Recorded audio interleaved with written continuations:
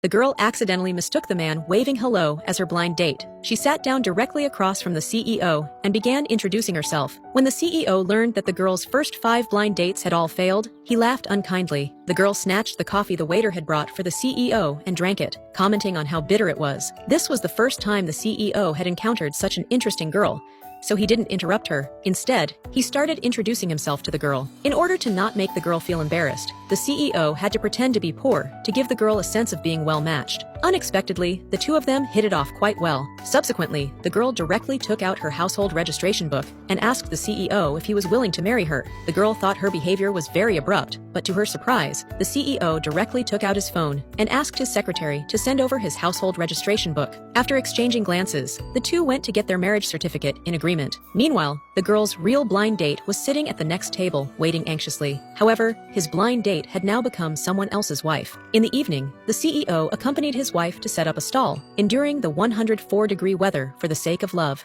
He even had the nerve to haggle with customers over $3. However, he never expected that some customers would covet his good looks, wanting his phone number just for buying a necklace. In order to make a sale and make his wife happy, the CEO naively planned to compromise. Fortunately, the girl realized the crisis and immediately stood up, pretending to help her husband swat a mosquito, which drove away the customers with impure motives. After a short period of getting along, the CEO discovered that the girl's handmade accessories were very beautiful. In order to let the girl develop her design talent, the CEO secretly had his assistant arrange for the girl to come to the company for an interview. Before the girl entered the room for the interview, the previous job seeker walked out dejectedly. After learning that the other party had a strong relationship in the company, but was still eliminated, the girl felt that her high school diploma would make her the worst interviewee. She knew her hopes were slim, but for the sake of her dream, she went in with a stiff upper lip. After the girl handed her resume to the interviewer, she began to introduce herself. The interviewer rudely interrupted the girl and mocked her for only knowing how to set up a stall. In order to prove herself, the girl asked the interviewer to look at her design drafts. However, the interviewer directly scattered the girl's interview drafts into the air. The girl originally thought she could enter a big company without relying on academic qualifications. She was very sad after being humiliated.